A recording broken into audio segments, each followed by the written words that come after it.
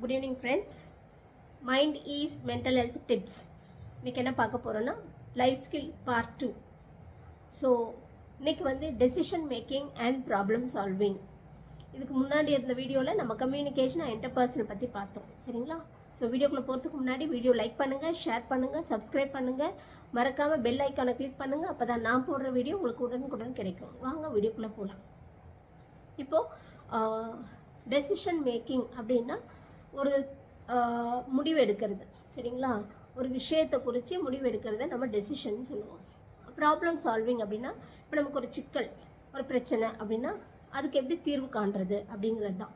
So solving அப்படின்னு சொல்லலாம், solutions அப்படின்னு சொல்லலாம். ஒரு ப்ராப்ளத்துக்கு ஒரு சொல்யூஷன் தேடல், இல்லைன்னா அந்த ப்ராப்ளத்தை எப்படி சால்வ் பண்ணுறது, அதுதான் ப்ராப்ளம் சால்விங் ஸ்கில்ஸ்.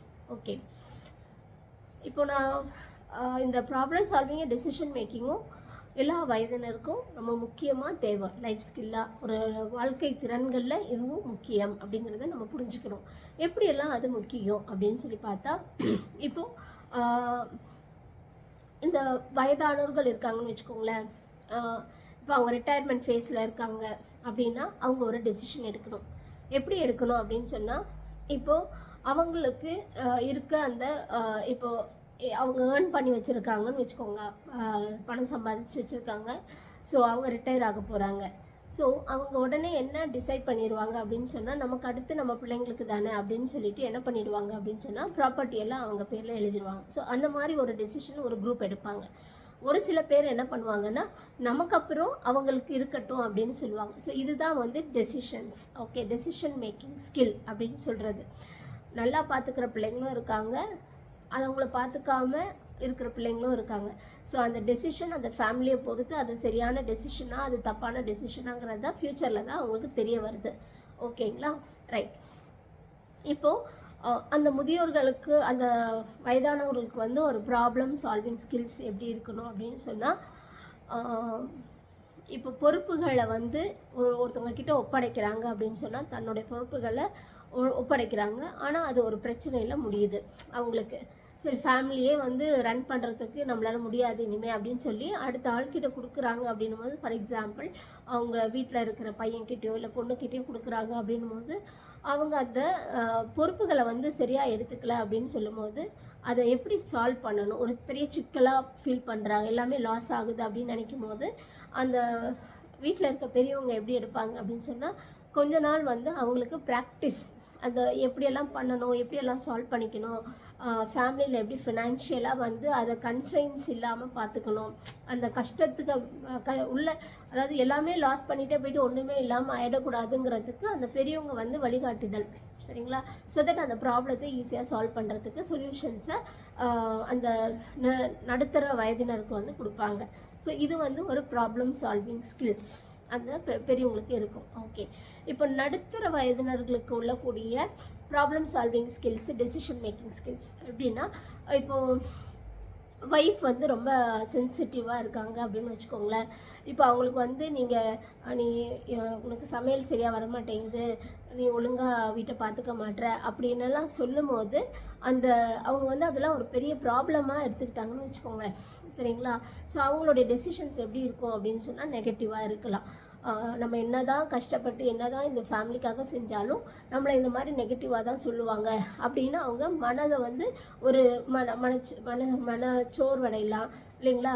ஒரு அழுத்தம் வரலாம், மன அழுத்தம் வரலாம். ஸோ அந்த டெசிஷன் மேக்கிங், அந்த ப்ராப்ளம் சால்விங் ஸ்கில்ஸை, இப்போது ஒய்ஃப்க்கு பிரச்சனை இருக்குது இல்லையா? ஸோ ஹஸ்பண்டை அதை எப்படி வந்து ப்ராப்பராக ஒரு டெசிஷன் எடுக்கலாம் அப்படின்னு சொன்னால், அட்ஜஸ்ட்மெண்ட். அப்போ அவங்க சொல்லும் போது, பரவாயில்லையே, ஒரு மோட்டிவேஷனாக கொஞ்சம் சின்ன சின்ன அந்த சமையலில் ஒரு பிரச்சனை இருந்தால் கூட, பரவாயில்லப்பா இன்னைக்கு கொஞ்சம் நல்லா பண்ணியிருக்கேன், ஒரு மோட்டிவேஷனாக சொல்லும் போது அடுத்தடுத்து அவங்களுக்கு ஒரு இன்ட்ரெஸ்ட்டாக வர வைக்கலாம்.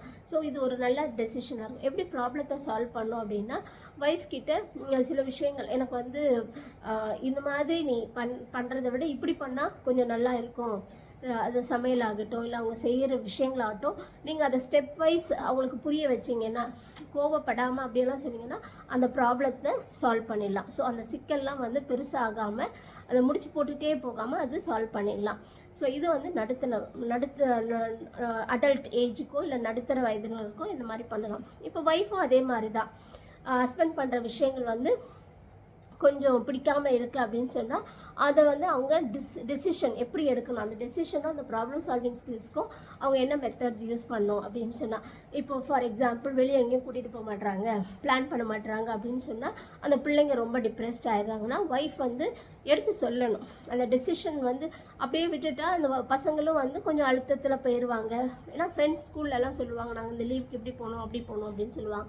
ஸோ இதெல்லாம் மனசில் வச்சுட்டு ஹஸ்பண்ட் கிட்ட பொறுமையாக அந்த ஒய்ஃப் வந்து நம்ம இந்த ஃபைனான்ஷியல் க்ரைசிஸ் இருக்குது அப்படின்னா அதை எப்படி வந்து ஃபர்கோ பண்ணிவிட்டு இதுக்கும் இப்போ கொஞ்சம் காசை எடுத்து வச்சு ஒய்ஃப் வந்து என்ன பண்ணலான்னா, இது வந்து நான் இதுக்காக எடுத்து வச்சுருக்கேன், அந்த குழந்தைங்க ஆசையாக இருக்காங்க, நம்ம இந்த மாதிரி போனால் அவங்களுக்கு கொஞ்சம் மன ஆறுதலாக இருக்கும் அப்படின்னு ஒரு சில டெசிஷன்ஸை வீட்டில் எடுத்து சொல்லலாம். ஸோ தட் அந்த பசங்களுக்குள்ள அந்த மன அழுத்தமோ இல்லை அந்த ஃபேமிலிக்குள்ளே அந்த மன கசப்போ வந்துட்டு அது தீர்வு பண்ணலாம். சரிங்களா?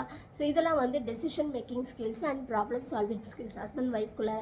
இப்போ குழந்தைங்களுக்கோ இல்லை காலேஜ் படிக்கிறவங்களுக்கோ வந்து என்ன மாதிரி வரும் அப்படின்னு சொன்னால், பிள்ளைங்களுக்கு வந்து ஸ்கூலில் ஏதான ஒரு ப்ராப்ளம் இருக்குதுன்னு வச்சுக்கோங்க, அவங்களுடைய அந்த ப்ராப்ளத்தை அவங்களால சால்வ் பண்ண முடியல அப்படின்னு சொன்னால் அவங்க வந்து அந்த ஒரு ஒரு செப்பரேஷனாக தனியாக போய் உட்கார்றதோ கொள்றதோ அப்படின்னு இருப்பாங்க.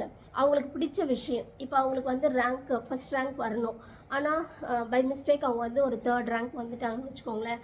அவங்களுக்கு வந்து நான் என்ன தான் படித்தாலும் எனக்கு மார்க் வர மாட்டேங்குது அப்படிங்கிற ஒரு ப்ராப்ளம் வருது. அப்போ அவங்க வந்து அந்த ஸ்டடீஸில் டிக்ளைன் ஆக ஆரம்பிக்கிறாங்கன்னு வச்சுக்கோங்க.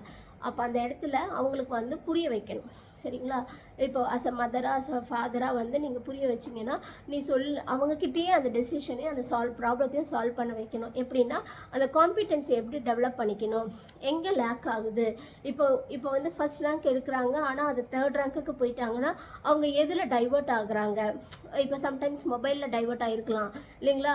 கொஞ்சம் படிக்கிற டைமை வந்து லீஷராக போயிட்டு விளையாட்டுத்தனம் காமிச்சிருக்கலாம். ஸோ கொஞ்சம் அதை வந்து அவங்களையே ரீகலெக்ட் பண்ண சொல்லலாம். அப்போது அந்த குழந்தையால் வந்து ஓகே நான் வந்து டைம் லேட் பண்ணிட்டேன், சரி நான் இன்னும் கூட கொஞ்சம் நல்லா படிச்சிருக்கணும் அப்படிங்கிறத அந்த குழந்தைய சொல்ல வைக்கணும். ஸோ அது வந்து ஒரு டெசிஷன் எடுக்கிறதுக்கும் இனிமேல் நான் வந்து கரெக்டாக என் டைமை வந்து ஃப்ரேம் பண்ணிப்பேன் அப்படின்னு அந்த குழந்தையே பேச வச்சிங்கன்னா அந்த ப்ராப்ளம் சால்விங்கும் அந்த டெசிஷன் மேக்கிங்கும் அந்த குழந்தைக்கு வரும்.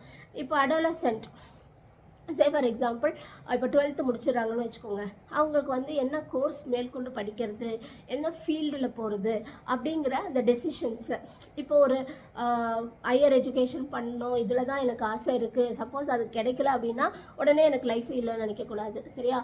அது ஒரு ப்ராப்ளமாக எடுத்துக்கக்கூடாது. ஸோ அது ரிலேட்டடான என்ன ஃபீல்டு எனக்கு அடாப்ட் ஆகும், அதை நான் எப்படி எடுக்கணும் அப்படிங்கிற அந்த டெசிஷனை, அந்த ப்ராப்ளத்தையும் டெசிஷன் எடுக்கவும் தெரியணும், அந்த ப்ராப்ளத்தை சால்வ் பண்ணிக்கவும் தெரியணும். ஸோ இந்த மாதிரி விஷயங்கள் லைஃப் ஸ்கில்ஸ், வாழ்க்கையின் திறன்கள் வந்து அதை like decision making and problem solving சூழ்நிலைக்கு ஏற்ற மாதிரி நமக்கு எடுக்க தெரியணும்.